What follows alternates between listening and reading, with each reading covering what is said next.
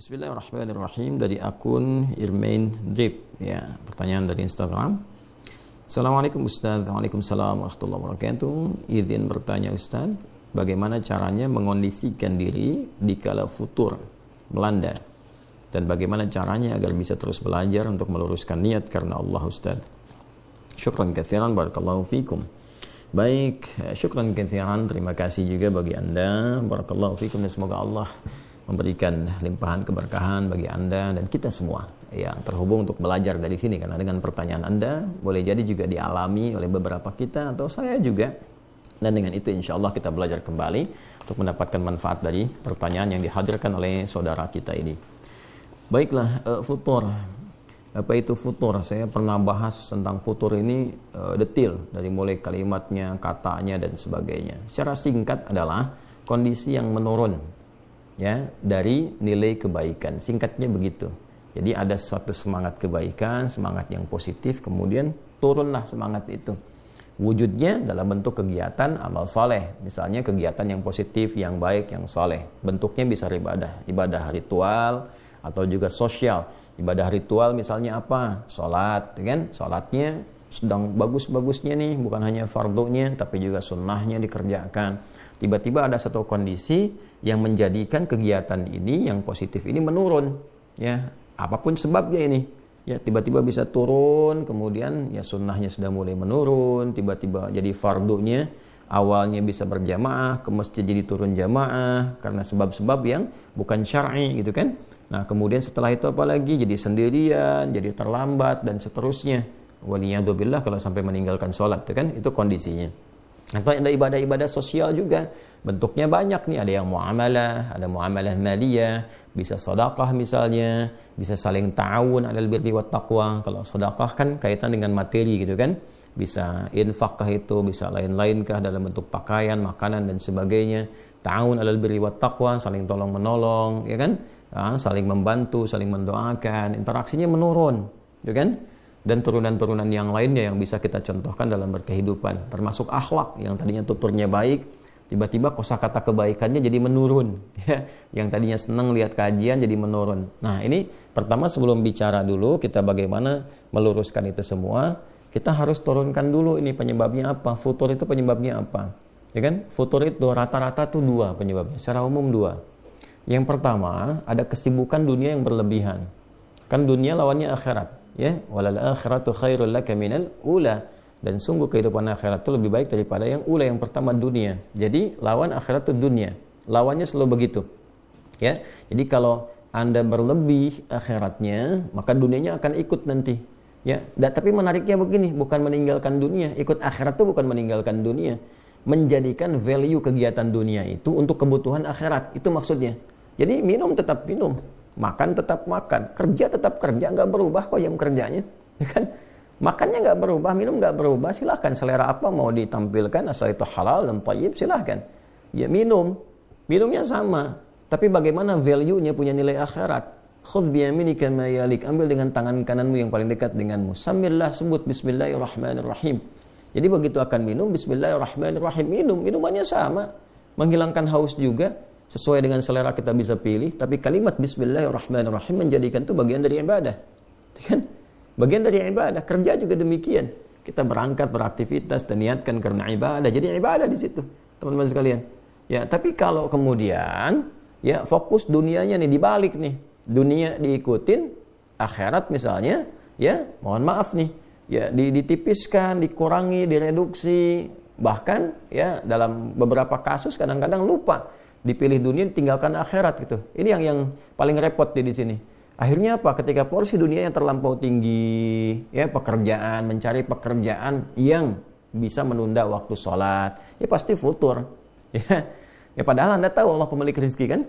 Allah kan pemilik rezeki. Yang ngasih rezeki siapa? Allah. Kenapa nggak ngikut aturan Allah? Begitu diikuti, Allah berikan rezeki yang membahagiakan, yang menenangkan. Anda tinggalkan, itu capek Anda, lelah. Ya, makanya kerja tanpa ibadah itu pasti lelah. Berangkat lagi, kerja lagi. Itu kan ujungnya capek, lelah. Tapi kalau diniatkan ibadah itu kan menenteramkan jiwa. Ibadah itu konsumsinya, konsumsi apa? Konsumsi hati kan? Makanya iman itu kan di hati. Nah, hati itu kan sumber perasaan yang menggerakkan semua bagian tubuh kita. Dia yang memerintahkan ke akal untuk berpikir. Dia yang menjadikan rumusan akal diterjemahkan ke bagian tubuh untuk beraktivitas. Makanya kalau hatinya gelisah, akalnya nggak akan tenang, pikirannya pasti kacau. Hati gelisah, pikiran kacau. Dan tindakan itu nggak akan teratur, nggak akan terukur. Karena desainnya begitu, penciptaan kita itu seperti itu. Dari hati, kemudian naik ke pikiran, baru kemudian ke bagian tubuh kita. Jadi kalau hati bermasalah, pikirannya pasti akan salah. Hatinya dengki, pikirannya pasti akan kotor. Ya, tindakannya pasti akan meracau, pasti nggak bagus. Sumbernya di sini. Ya, dalam jiwa kita.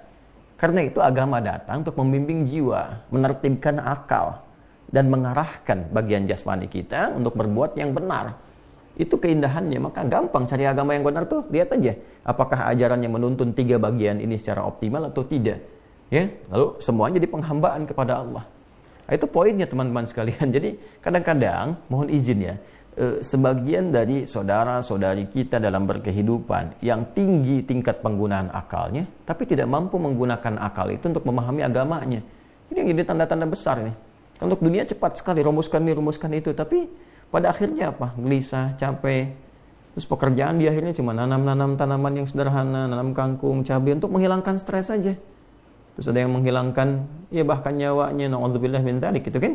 Setelah itu, kenapa? Karena ada yang nggak terpenuhi. Nah, jadi kalau Anda bekerja sampai lelah, capek, sampai tiba-tiba kemudian juga ada kondisi ini mulai tertinggal, mungkin dunianya berlebihan. Ya, sedangkan yang repot begini, yang repot itu kan kita sadar betul akan meninggalkan dunia. Nah, ini poinnya. Ya, kan orang cerdas itu kan orang yang bersiap pada tempat yang akan dia tuju. Anda sekarang, misal saya dari Bekasi nih sekarang, insya Allah saya akan berangkat ke Bengkulu. Berarti saya kan menyiapkan berbagai hal kan, supaya bisa berangkat, ya kan? Menyiapkan untuk akomodasinya, menyiapkan untuk tempatnya, menyiapkan untuk perlengkapan berangkatnya, nanti pakaiannya pakai apa, di jalan bagaimana, kan? Persiapannya untuk kemana? Bukan untuk tinggal, untuk berangkat. Untuk berangkat. Sehingga di tempat yang akan kita tuju nyaman, baik, tenang, dan sebagainya. Nah sama, kita ini kan mau pindah, mau meninggalkan dunia. Makanya nanti diumumkan telah meninggalkan dunia ke tempat baru. Ya, maka orang cerdas dia akan menyiapkan bekalnya. Bagaimana dia berkehidupan di dunia, saat bersamaan dia kumpulkan bekal untuk kehidupan selanjutnya, untuk tujuan akhir yang dia mau berangkat ke sana. Nah, kita kan sekarang sedang mencari bekal untuk berangkat ke situ. Itu perjalanan terakhir kita tuh. Ya, ini kan kita pergi-pergi nih, dunia, pergi. Untuk apa? Untuk menyiapkan bekal, cari petanya nih. Ya, ini yang harus saya siapkan, di sini saya siapkan. Untuk apa nih dikumpulkan ini? Supaya kita bisa kembali pulang, berangkat ke tempat terakhir nih, ya, pelabuhan kita yang paling akhir. Kan seperti itu konsep hidupnya. Ya. Nah, kan tiap tahun diajarkan mudik tuh ya, mudik ke tempat asal. Tempat asal tuh ma'ad namanya. Ya, ma'ad. Ya, innallaha la radduka ila innalladzi farada 'alaikal qur'ana la radduka ila ma'ad. Ya, kan demikian Allah menyampaikan dalam Al-Qur'an. Sungguh yang telah Muhammad sallallahu alaihi wasallam yang telah memberikan kepada engkau petunjuk dari Al-Qur'an, memfardukan engkau, mewajibkan mengikutinya, menerangkan kepada umatmu, menjelaskan, mencontohkan, akan mengembalikan engkau pada tempat kembali. Ya, makanya Ibnu Qayyim Al-Jauziyah mengarang kitab Zadul Ma'ad, bekal untuk pulang. Dan itu pasti, ya, waktu kembalinya itu pasti disebut dengan mi'ad. Innallaha la yukhliful mi'ad. Allah enggak mungkin nyalahi janji. Satu saat kita akan pulang. Ya kan? Nah, jadi kita diajarkan tuh tiap tahun, ya, karakternya sifatnya disebut dengan id, ada ya'udu idan, id. Kita kan ada Idul Fitr, kembali kepada fitrah kita, makan kita, kembali kepada kenal diri kita, tujuan hidup kemana. Ada mudik kan, tiap tahun itu ke tempat asal. Nah, apakah orang mudik itu pasti mudik kalau dia nggak punya bekal? Belum tentu. Dan spirit mudik itu mencari bekal dulu kan, supaya bisa kembali ketemu keluarga. Itu kan miniatur dunianya yang menggambarkan bagaimana konsep kehidupan kita sampai pulang ke akhirat. Nah, jadi yang pertama mesti ada keseimbangan. Bukan meninggalkan dunia. Ingat ya, ibadah itu bukan meninggalkan dunia. Justru tugas kita itu diberi tugas memakmurkan kehidupan di bumi ini, di dunia ini. Dunia itu kan sifatnya. Jadi mesti makmur. Ya, kalau Anda nggak punya harta, bagaimana bisa haji? Bagaimana umrah? Bagaimana ibadah dengan harta, mewujudkan zakat? Ya kan mesti berlatih kita. Makan yang cukup, untuk sholatnya dapat energi, berdiri kuat, kokoh. Untuk makan bagaimana? Mesti bekerja, beraktivitas. Yang halal, yang baik, di situ agama memberikan petunjuk. Tapi bukan berarti pekerjaan ini menghilangkan entitas kita sebagai muslim untuk mengabdi kepada Allah, untuk beribadah, untuk cari bekal. Ya, karena itu, pertama tempatkan logika dengan cara yang benar dulu. Ya kan? Pemilik rezeki siapa? Allah. Yang ngatur kehidupan siapa? Allah. Yang memudahkan siapa? Allah. Nah, sekarang Allah yang Anda katakan, yang Anda yakini itu membuat desain kehidupan kepada Anda, memberikan aturan nih, cari kerja yang begini, rezeki yang begini. Oh, tidak akan mengurangi rezekimu karena aku kata Allah sudah atur rezekimu dari mulai berkehidupan sampai akhir hidup. Jadi sebetulnya kalau kita cerdas gunakan logika ini, nggak perlu kita terlalu menyusahkan diri sendiri sampai lelah, sampai nurunin ibadah untuk mencari sesuatu. Padahal kita mengerti, kan ada babnya tuh. Ya, di rukun iman itu ada qada dan qadar kan? Kita kan sudah meyakini walladzi qaddara fahada. Allah yang telah menetapkan bagi kita apa yang ditetapkan itu di antara rezeki. Wa fis samaa'i rizqukum wa ma tu'adun. Quran surah 51 ayat 22 kan? Ya, dan di langit telah ditetapkan rezekimu dan dijanjikan akan diberikan. Nah, nanti kalau sudah punya keyakinan yang kuat, gak akan tertukar rezeki ini, pasti diberikan sesuai dengan kemaslahatan kita. Bikin rencana. Saya pengen haji, pengen bisa zakat, pengen begini, pengen sedekah. Lalu berikhtiar. Tempatnya di mana? Dari mulai belajar dulu. Karena kan amal bersanding dengan ilmu. Makanya ain, lam, mim, lam. Hurufnya sama jumlahnya, 3 huruf. Dan semua jenisnya sama. Ada ain, ada mim, ada lam. Cuman beda nanti awalnya. Kalau untuk ilmu, untuk bekalnya dulu, lamnya dulu. Ain, lam, mim. Jadi ilmu, alima. Nanti dengan ilmu itu dipraktekkan jadi amal. Amilah. Makanya semakin kuat ilmunya, semakin mudah amalnya. Sederhana kok, dari bahasa tuh begitu. Nanti ada kitab namanya Al-Khasa'is karya Ibnu Jinni. Itu bagus sekali. Memahami korelasi antara perubahan-perubahan huruf dalam satu kata. Ya, misalnya ada ain, lam, mim tadi. Kalau lamnya pindah ke akhir, jadi apa? Ini jadi apa? Ada keterkaitan. Makanya ilmu orang semakin tinggi, semakin luas wawasan, semakin mudah beraktivitas, dan semakin ringan pekerjaan. Makanya Quran datang dengan risalah ilmu. Iqra, suruh baca. Ya afala yanzuruna ilal ibili kaifa khuliqat, diminta riset. Inna fi khalqis samawati wal ardi wa ikhtilafil laili wan nahari la ayatin li ulil albab, diminta berpikir, menganalisis supaya pintar. Jadi muslim itu pintar, jadi muslim itu cerdas. Ya, muslim itu kuat argumen. Makanya interaksi dengan Quran ini pertajam, belajarnya dirubah cara berpikirnya supaya berkemajuan, mencerahkan gitu. Itu poinnya. Ya, jadi penyebab futur yang pertama adalah larut dalam dunia yang tidak berimbang konsepsinya dengan apa yang Allah ajarkan kepada kita. Terlalu banyak nih porsi dunianya, tapi nggak diimbangi dengan petunjuk-petunjuk beribadah, ya, dengan konsep akhiratnya. Sehingga rasanya apa? Rasanya pasti akan dirasakan. Ada penurunan, ketidakseimbangan, dan sebagainya. Pasti dirasakan. Kalau nggak percaya, silahkan cek aktivitasnya, riset aja. Terlalu banyak begini pasti capek. Ya, karena jiwanya nggak mendapatkan asupan yang sesuai. Oke, jadi cara berpikirnya tempatkan dulu, bab qada dan qadarnya selesaikan dulu, ya kan? Yakin bahwa Allah itu yang mengatur rezeki, yang menempatkan segala hal sesuai dengan maslahat. Setelah itu baru rumuskan ikhtiarnya. Fa idza faraghta fansab ila rabbika farghab. Ya ayyuhan nasu kulu mimma fil ardi halalan thayyiba. Dari sini. Terus belajar saat yang bersamaan sifat qanaah. Supaya apa? Supaya menerima berapapun rezeki yang Allah berikan kepada kita. Nanti Allah itu, Masya Allah, Allahu Akbar, Allahu Akbar, Allahu Akbar. Itu mengatur kita dulu. Supaya kita pandai. Dan bisa expert ya dalam memanage harta yang Allah berikan. Jadi kadang-kadang dikasihnya pasti pas dulu nih sesuai kebutuhan. Supaya kita mampu memanage nih. Kalau kita sudah biasa mengatur yang kita lihat sedikit itu, kepada yang banyak gak menghambur-hambur nantinya. Gak mubazir. Ya, jadi kalau dari sedikit itu kita dapatkan, sedikit itu kan kalau bahasa Qurannya cukup, ya, aghna wa aqna, membuat engkau kaya atau cukup. Nggak ada yang kurang. Yang kurang itu yang merasa selalu kurang. Yang merasa selalu kurang. Kalau kita mempersepsikannya sebagai cukup, psikologi Quran itu selalu cukup katanya, nggak pernah kurang.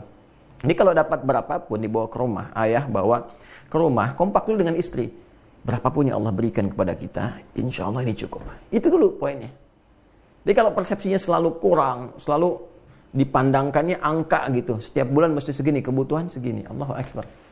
Saya di awal-awal masa pernikahan dengan istri dan kita mengontrak juga dan menikmati kehidupan itu gitu ya. Nah, nikmat aja karena ngelihatnya kan momen itu sederhana gitu kan. Ya, kalau ada kesenangan syakara, kalau ada ujian sabara gitu kan.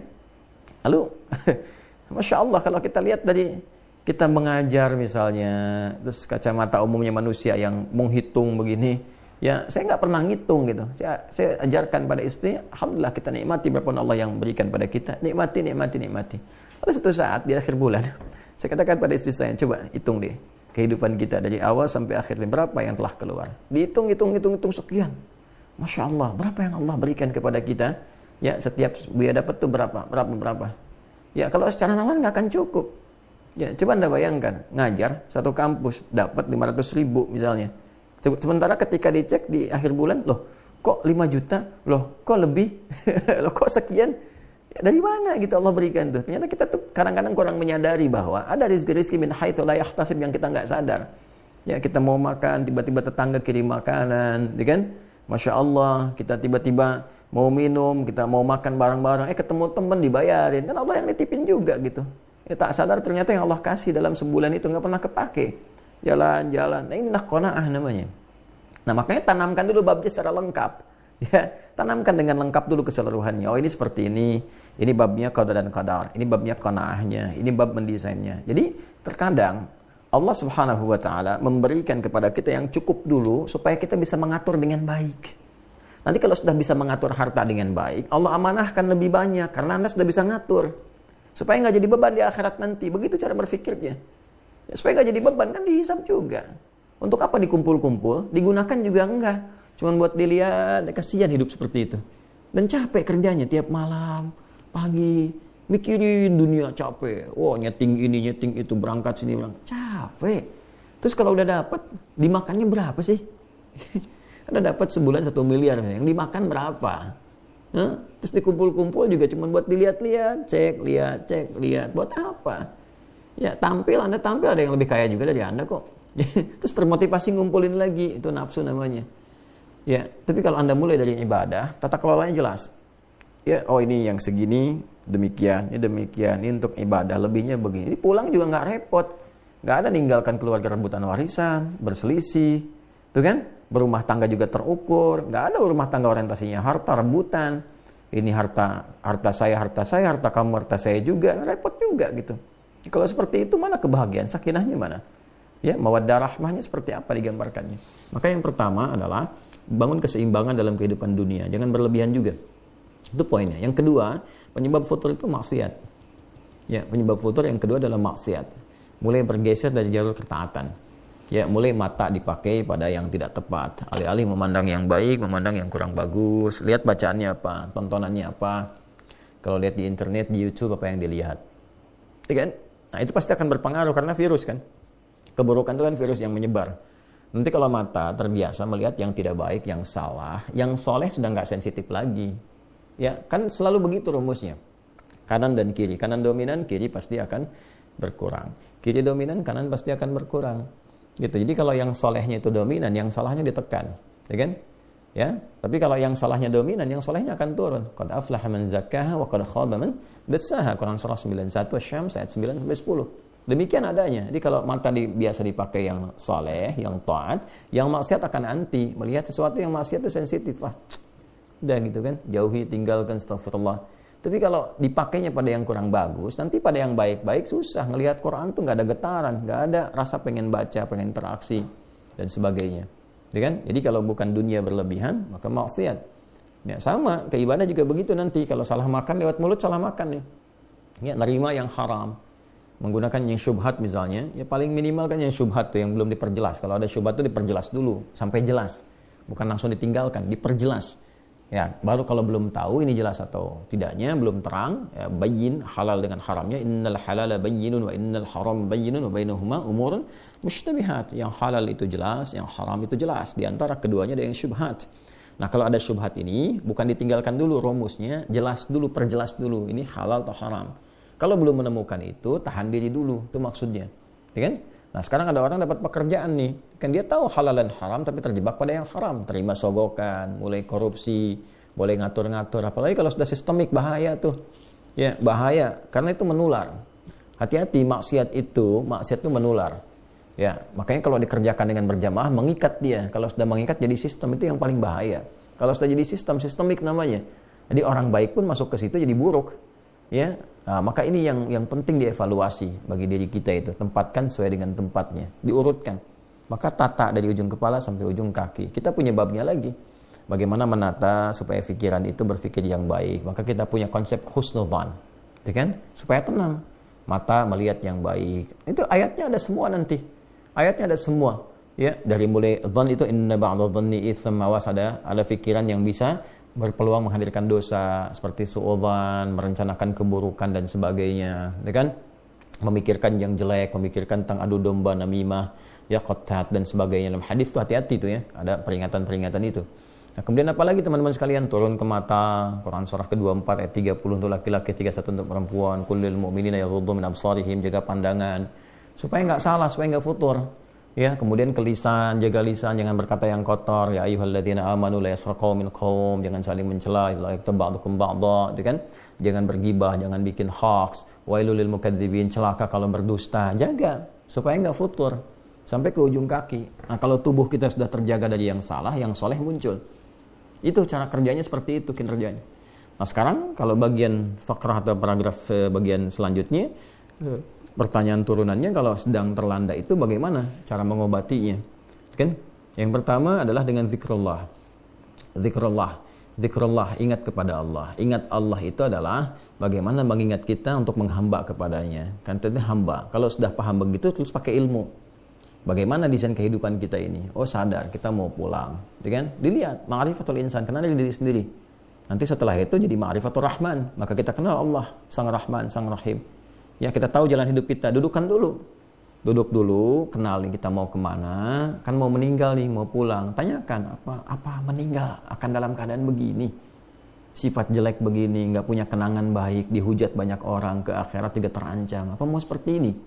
Sementara Allah menampilkan sifat rahman, memberikan rahmat.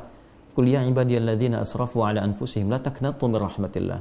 Muhammad SAW viralkan kepada semua umatmu, jangan memvonis diri berlebihan. Aku ini punya rasa kasih yang dalam, perhatian yang luas, jangan putus asa dari rahmatku. Kau mau berubah sekarang aku bimbing, kata Allah itu begitu. Ya, berubah. Innallaha yaghfirudz dzunuba jami'a. Allah ampuni semua dosanya kalau kau mau tobat. Maka dari situ nanti turun istighfar. Istighfar itu melembutkan hati. Makanya sering istighfar untuk mencegah futur. Istighfar, astagfirullah. Itu untuk mencegah futur. Salah satu kalimatnya itu. Ya, nanti latihannya yang paling bagus tuh, yang paling kuat ke jiwa itu menjelang fajar, waktu sahar. Ya, wabil asharihum yastaghfirun, Quran surah 51 ayat ke-18. Ya, wabil asharihum yastaghfirun. Ya, setelah tahajud menjelang subuh astagfirullah. Itu lebih kuat ke jiwanya. Nah, nanti terbiasa di lisan. Naik kendaraan astagfirullahaladzim, astagfirullah. Nah, itu mau balikin lagi suasana kita tuh. Sadar. Nah, setelah itu tingkatkan ibadah dengan ikhlas. Atur dulu pelan-pelan supaya mendapatkan kenikmatan. Cari waktu-waktu yang meneduhkan kepada jiwa, tengah malam, 2 rakaat dulu. Ya, setelah itu witir 1 rakaat, renungkan kehidupan kita sampai kita merasakan sentuhan pada jiwa, keluar air mata, tenang pelan-pelan tuh. Nah, segar kembali tuh. Ya, setelah segar baru tingkatkan pada aspek zikir yang lain. Zikir kan banyak. Ya, dari mulai tadi kalimat thayyibah, kemudian berdoa, doakan zikir. Wadhkur rabbaka fi nafsika tadarruan wa khifatan wa dunal jahri minal qaul. Quran surah ke-7 ayat 205. Sebut nama Allah, berdoa maksudnya. Berdoalah engkau, ya. Berdoa, minta, curahkan suasana hatimu, curhat sama Allah dengan suara yang lirih, yang baik, yang menyentuh kepada jiwa. Itu disebut dengan zikir. Setelah itu Quran disebut dengan zikir. Inna nahnu nazzalna dzikra wa inna lahu lahafizun. Kami yang telah turunkan Al-Quran dengan keagunganku dan aku yang menjaganya, kata Allah. Disebut dengan zikir, mengingatkan kita, meneduhkan kita. Makanya kalau ada persoalan, kita buka mushaf, tenang kan? Yang paling unik tuh begitu dibuka suratnya sesuai dengan kebutuhan. Selalu begitu tuh. Ingat sama Allah. Ingat. Setelah itu salat kan ada. Salat disebut zikir. Wa aqimus salata lidzikri. Quran surah ke-20 ayat ke-14. Kalau sudah nyaman, sudah sadar dengan itu, cari teman yang baik. Ya.